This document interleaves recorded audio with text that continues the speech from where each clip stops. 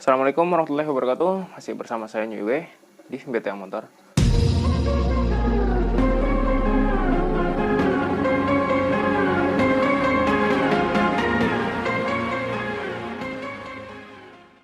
Ya teman-teman, kali ini saya akan bahas kembali tentang shock.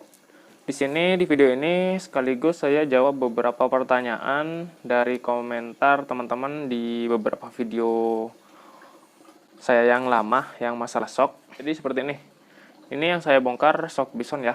Kenapa asok di sini saya naruhnya sembarangan? Karena ini asoknya sudah gak akan dipakai lagi. Ini asok akan diganti. Karena di sini sudah beset ya, seperti ini, sudah beset-beset dan ininya bocor. Dan satunya ini malah lebih parah. Olinya sampai gak ada di dalam bottomnya, di dalam tabung gak ada oli sampai kering seperti ini. Ini tadi bukanya susah, harus dipaksa. Jadi kenapa kering seperti ini? Karena sealnya itu bocor, dibiarkan lama-lama olinya habis. Seal bocor di musim hujan juga berisiko air masuk ke dalam bottom. Oke, seperti ini. Ini sisa oli yang sebelah kecampur air seperti ini. Olinya sampai ya seperti lumpur kayak gini. Per shocknya yang satu kering, yang satu basah. Untuk pipa shocknya ini juga sampai karatan ya. Ini sealnya yang sudah rusak ini juga nanti akan diganti. Sulingannya seperti ini. Oh ya, untuk shock Bison di sini pernya pendek seperti ini. Ya, seperti biasa. Ini juga banyak ya. Ini hal yang sepele. Untuk per shock itu yang renggang di bagian bawah. Kenapa di bagian bawah? Ini karena fungsi utamanya sebagai peredam ya. Karena hentakan pertama dari shock itu dimulai dari bawah untuk shock depan. Kecuali di shock belakang ya. Shock belakang pernya yang rapat itu di bagian atas. Karena peredamnya untuk tumpuan pertama di shock belakang itu bagian atas. Jadi untuk shock depan bagian yang rapat itu di bawah. Oke, di sini untuk shock Bison ada pipa seperti ini. Jadi shock panjang, ya saya singkirkan dulu. Di sini untuk shock panjang pernya itu nggak full. Pernya nggak full, posisinya ya seperti ini.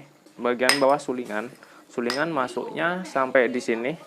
Lalu per shock dan pipa shocknya seperti ini. Ya, jadi posisinya seperti ini. Untuk pipa shock di sini berlaku di beberapa motor ya. Untuk Yamaha Vixion sendiri, Yamaha Vixion, Satria FU juga pakai pipa seperti itu ya. Dan pipa ini juga berlaku buat teman-teman.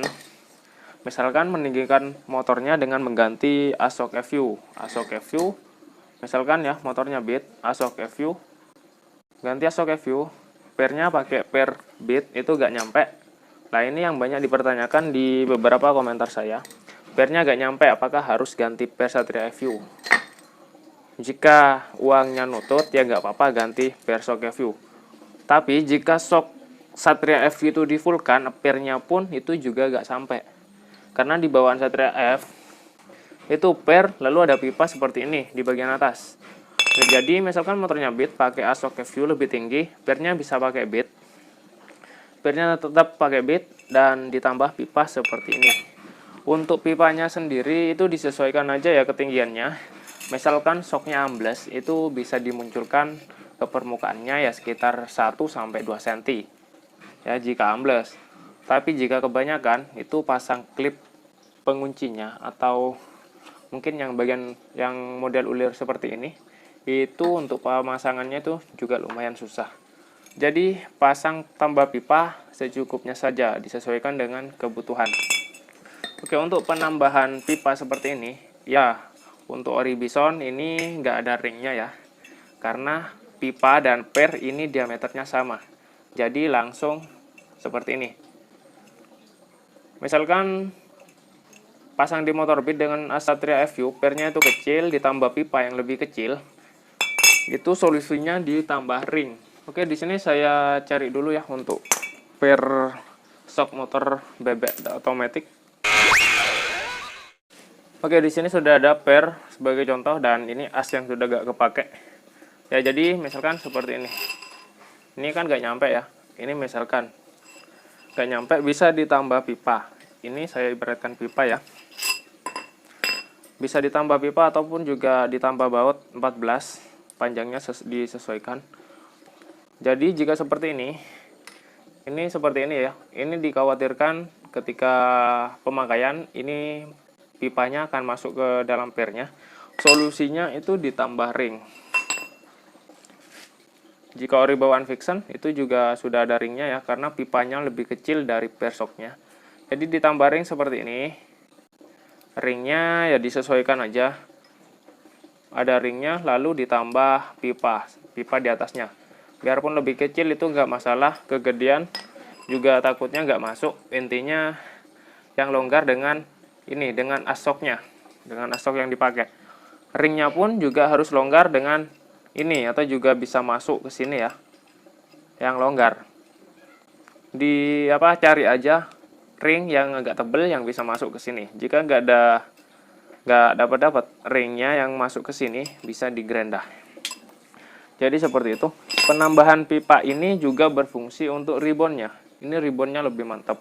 Di sini shock bison kan terkenalnya itu empuk dan ribbonnya mantap seperti USD. Kenapa kebanyakan shock bison ini dipakai untuk motor-motor custom seperti Jagstyle, Scrambler, dan lain-lain selain USD ya. Untuk USD sendiri harganya itu kan relatif mahal. Jadi solusinya bisa pakai ini. Daripada USD KW-KW mending ini shock bison yang ori. Itu untuk stylenya dapat dan kenyamanan juga dapat. Jadi seperti ini penjelasannya.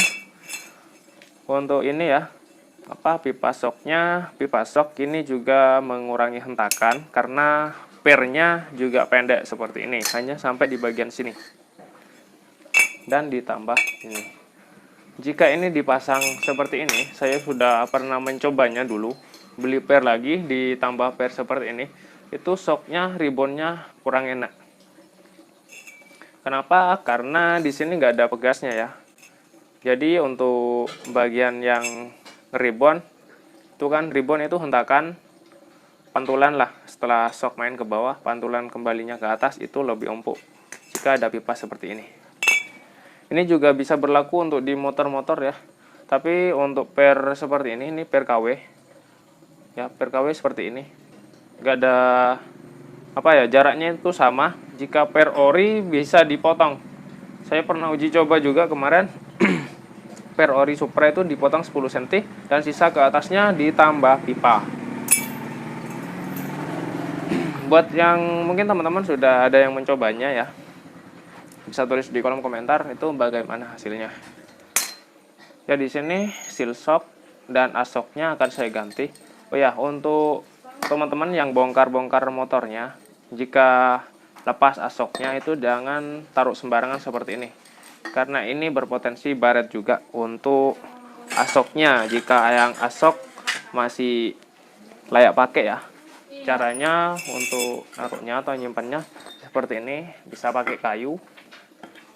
Bagian atasnya aja diganjel seperti itu, bagian bawahnya ini juga aman, masih aman karena hanya ujung sininya yang bertumbuhan langsung dengan lantai. Jadi seperti itu. Jangan disembarangkan seperti ini. Ini kenapa saya taruh sembarang seperti ini? Karena ini sudah mau saya ganti juga. Ya, jadi seperti itu pembahasan shock kali ini. Jika ada pertanyaan, tulis saja di kolom komentar ya.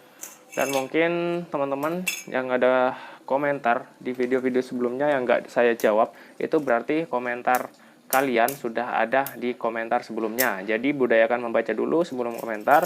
Ada juga komentarnya yang masuk ke box spam. Komentarnya nggak bisa saya baca. Jadi di situ yang nggak bisa kebaca dan nggak saya balas. Jika butuh yang fast respon bisa langsung DM Instagram. Kalau DM Instagram sih juga susah ya responnya karena ketimpa dengan chat yang lain. Jadi yang butuh fast respon dari saya bisa langsung japri saja di nomor WhatsApp saya. Ya, saya rasa videonya sampai di sini dulu. Semoga bermanfaat. Akhir kata, wassalamualaikum warahmatullahi wabarakatuh.